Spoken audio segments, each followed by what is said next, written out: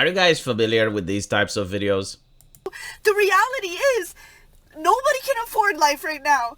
Nobody knows what to do. And more people are immigrating here, and more money is, we're going into further debt. And it's like, I can't even afford my groceries, girl. And I'm working 40 hours a week. And I'm a single fucking income. And then I have clients who literally just like don't even have beds. The reality is, nobody can afford life right now. Nobody knows what to do. We get one of those videos every single week. And those are only the ones that are going viral. At this point, I don't even watch them. Like, I just know what it's about. Like, the moment I see a lady crying in her car and she talks about the groceries, I know the theme of the video. I genuinely get what's happening. We probably don't get men crying in their car because they don't expect sympathy from other people, right? So there may be men that are also desperate. It's just they don't put those videos on TikTok, I assume, due to the fact that they assume society isn't going to care about their plight. But anyway, right, I'm sure you have seen those videos, right? If you go on the internet, it's impossible to miss them. So with that in mind, let's look at this. David, why are you acting like the economy is so booming and good? Because I look at the data. This is not a show about my opinion. My opinion is irrelevant. I'm looking at the data, and that's why I say the economy is good. The economy is absolute trash. Oh. There are no jobs. Oh. We actually have record low unemployment. Everything is so freaking expensive. Inflation was 0 in October, 0.1 in November, and year-over-year inflation is down to 3.1%. Interest rates are through the roof. Interest rates are down 2 points and coming down further. Kids can't even buy a house. Well, okay. Kids can't even buy a house. I don't know what age you're thinking of. That part may be true. What would you be doing if you weren't doing YouTube, man? I'd probably be working in finance, to be honest. I was all set to go into finance, and then they pulled me into podcasting. I did everything right, and they indicted me. No, I would almost certainly be working in finance, yeah. I mean, you have to sit there and talk crap about Trump every single day to put food on your table, man. I don't have to. I choose to, sir, and that's... So, look, I mean, it's not about David Pakman, right? Because he's just like one cog in the machine of gaslighting that you see when you go on the mainstream media. And I genuinely, like, don't get it. I find it just so bizarre. It reminds me of communism. I know that I use this a lot on this channel, but, like, think about it, right? Anyone that lived in Eastern Europe, anyone that saw the communist propaganda immediately knows what I'm talking about. Like, there were times when people were starving. Like, there was no food, you know, you had money and you wanted to go buy groceries and the stores were empty. And yet the propaganda showed bountiful harvests. You'd open the television, they would tell you about record harvests. You would see these posters with farmers that are harvesting large amounts of crops. You would open the radio and it would talk about, like, record harvests. It's like, where are they? Where are they? Right? And all the experts and all the science and everyone would tell you that there is plenty of food. And if you complain, you are an anti-revolutionary. You are a bad person. Like, I generally think that this is what the gaslighting is doing. It's completely intentional. It's basically what you have to say if you want to remain in polite circles. Right? Like, if you're in a corporate environment, if you're with other people that studied at Harvard, if you're with educated people, you have to say that the economy is booming.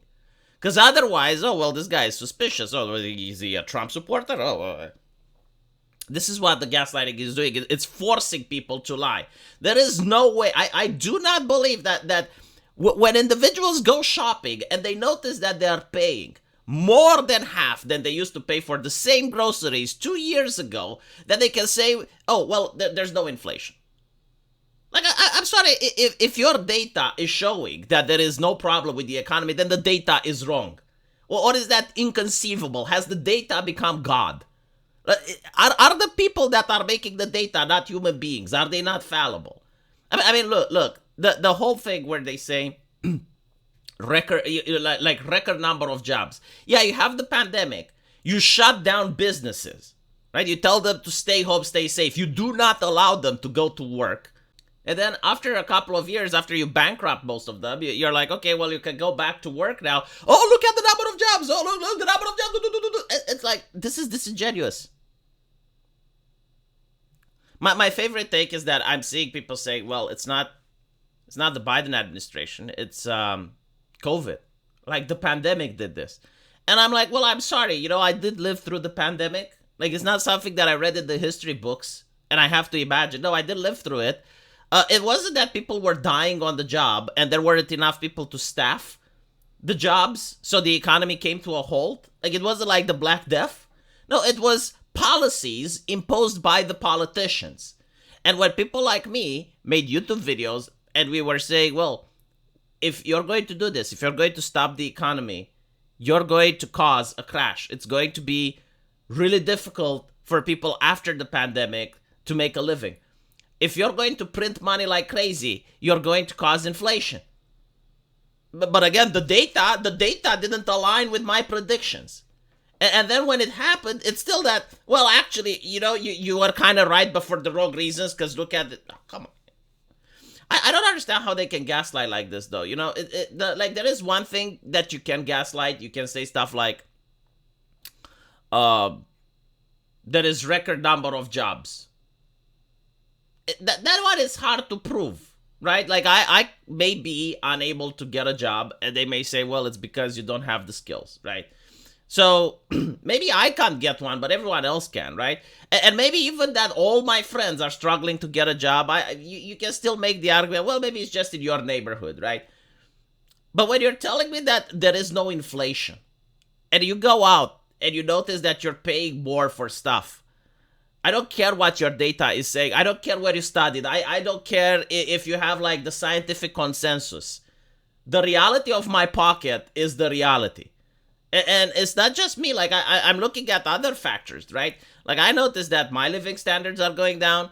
I'm noticing that my subscribers are donating less. And many of them are saying, hey, V, you know, I would love to support you, but times are tough. And I'm not saying this as, you know, like a thing for the channel. I'm just pointing it out that this is another variable that I can use to see, yeah, like, people are having it worse. I get DMs from my subscribers that are saying, oh, V, you know, like, I've been laid off because they made a lot of layoffs at the company. Or, hey, V, you know, the times are hard. It's like, I understand. And I keep getting this. Now, I don't have the statistics. I don't have the data. But I guess what it's similar to is, if you go outside and it's pouring, right? Like, Mother Gaia is taking a piss on you. And you go inside and the meteorologists say that it's sunny.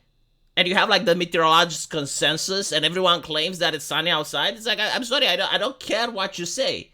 It is raining outside because when I go out, I see it pouring from the clouds.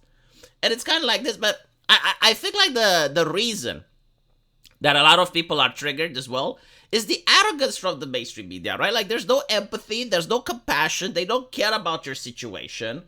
They're acting as if everything is normal, and they're demanding more of it. Like, to me, it's absolutely surreal. So let me know what you guys think, and I'll see you in the comment section. Take care.